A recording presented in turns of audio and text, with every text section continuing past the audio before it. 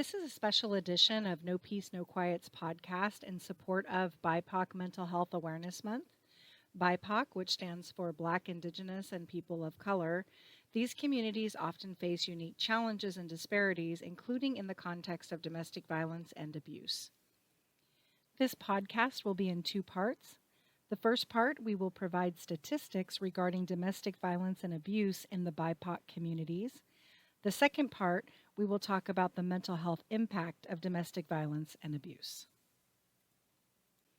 Victims and survivors of domestic violence and abuse know the devastating impact this has on their mental health.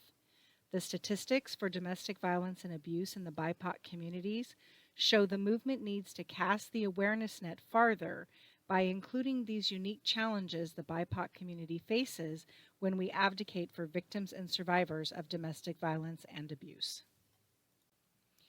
According to the 2010 National Intimate Partner and Sexual Violence Survey, non-Hispanic, Black, and Native American and Alaskan Native women reported higher lifetime rates of intimate partner violence at 43.7% and 46% respectively, compared to non-Hispanic white women at 34.6%. The rate for Hispanic women was slightly higher at 37.1%. It is important to note that due to systemic barriers, underreporting, and other factors like the lack of collaboration between government agencies to create a consistent set of standards to collect data, the true prevalence of domestic violence in the BIPOC communities may be severely underestimated. Homicide rates related to domestic violence can vary among different racial and ethnic groups. For example, in the United States, Black women experience higher rates of domestic violence-related homicides compared to women of other races. Indigenous women also face disproportionate rates of domestic violence related to homicides in some regions. The National Violent Death Reporting System, or NVDRS, collected data on 2,226 homicides of Native Americans and Alaskan Natives in 34 states, including the District of Columbia, between 2003 and 2018. The data showed for homicides related to intimate partner violence, 87.2% of Native American and Alaskan Native women were victims killed by a current or former intimate partner, whereas approximately half, 51.5%, of Native American and Alaskan Native males were victims killed during an intimate partner violence-related incident who were not the intimate partners themselves. In 2020, BlackburnCenter.org published an article based on the 2017 report from the National Center for Victims of Crime that found Black women are 2.5 times more likely to be murdered by men than white women. In the overwhelming majority of these cases, 92%, the person who killed them knew their victim. 56% of these homicides were committed by a current or former intimate partner. Nearly all, at 92%, of these killings were committed by a Black man against a Black woman. The BIPOC community face additional barriers when seeking help for domestic violence and abuse, such as cultural, language, and immigration-related barriers, as well as the lack of culturally competent services, and the mistrust of authorities can also discourage victims from seeking help. Due to the cultural barriers mentioned, the BIPOC communities have even less access to resources such as shelters, legal services, counseling, and support networks, which can hinder their ability to escape abusive situations. Financial disparities can also make it challenging for individuals to leave abusive relationships or access to support services.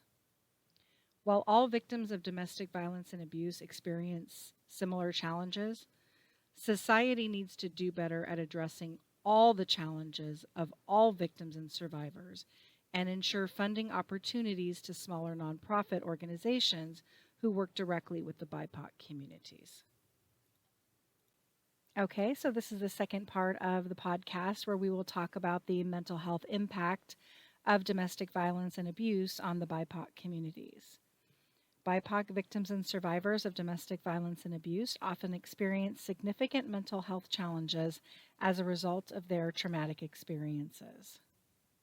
Domestic violence can have severe psychological consequences, including depression, anxiety, post traumatic stress disorder, known as PTSD, and suicidal ideation for all victims and survivors. BIPOC individuals may face additional stressors related to racism, discrimination, and cultural factors, which can further exacerbate their mental health challenges. All survivors of domestic violence and abuse often experience complex trauma, which refers to prolonged and repeated exposure to traumatic events. This can lead to difficulties with emotion regulation, trust, and self-esteem. The trauma experienced by BIPOC individuals may be compounded by historical trauma, intergenerational trauma, and systemic oppression. Supportive social networks and community resources are critical for survivors' mental health.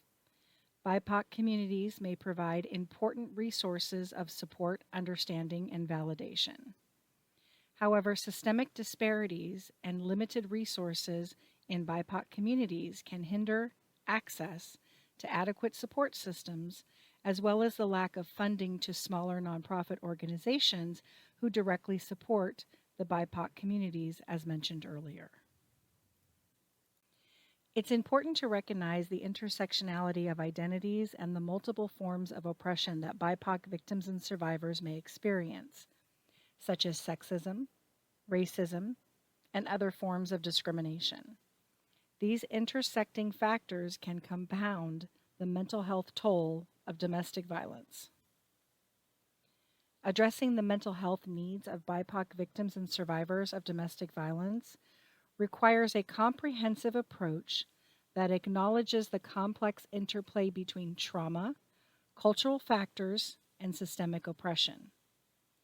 It involves providing culturally sensitive and trauma-informed support services, increasing access to mental health resources, and addressing the underlying social and structural factors that contribute to domestic violence and mental health disparities.